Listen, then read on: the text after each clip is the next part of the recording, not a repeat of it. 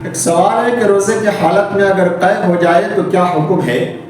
قے اگر جان بوجھ کر کیا ہے تو روزہ فاسد ہو جائے گا، اور اگر خود بخود قے ہو جائے تو اس سے روزے پر کچھ فرق نہیں پڑتا ہے، اس سے روزہ نہیں ٹوٹتا ہے۔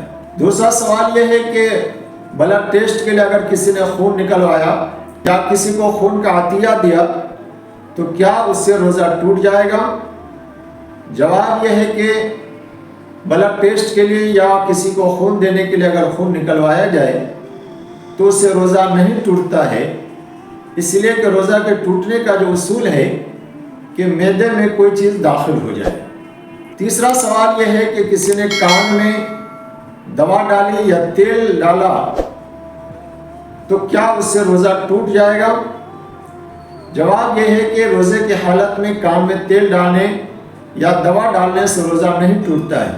چوتھا سوال یہ ہے کہ روزے کی حالت میں خوشبو کا استعمال کرنا کیسا ہے؟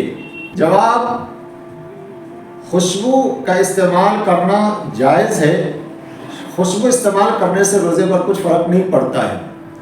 پانچواں سوال یہ ہے کہ روزے کی حالت میں بالوں میں تیل لگا سکتے ہیں یا نہیں لگا سکتے؟ اس کا جواب یہ ہے کہ روزے کی حالت میں بالوں میں تیل لگانے سے کچھ حرج نہیں ہوتا، بالوں میں تیل لگایا جا سکتا ہے۔